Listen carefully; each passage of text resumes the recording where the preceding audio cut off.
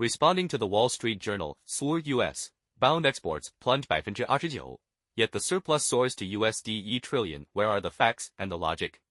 The Wall Street Journal argues that despite a sharp drop in China-US trade, China has maintained export growth and achieved a $1 trillion trade surplus, proving its global competitiveness remains unshakable. This conclusion is not only grating in its Xinhua-style rhetoric, but fundamentally contradicts facts and basic logic.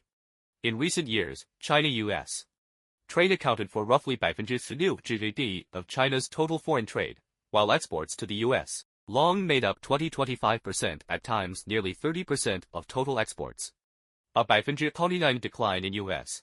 bound exports therefore represents a severe shock to China's external demand structure, especially since the U.S.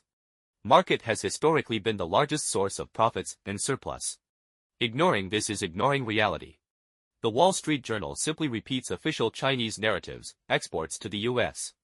fell, but shipments to Latin America, Africa, the Middle East, Southeast Asia, and Russia rose. Yet where are the profits and disclosures? In reality, exports to Europe rose 14.8%, Southeast Asia only 8.2%, while only Australia saw a sharp 35.8% increase. None of this can plausibly offset a collapse in U.S. exports. The U.S. market offers high value-added, strong margins, and deep demand. Other regions suffer from weak purchasing power, limited high-end consumption, payment constraints, and high political risk. They cannot replace the U.S. market. This is a basic economic fact.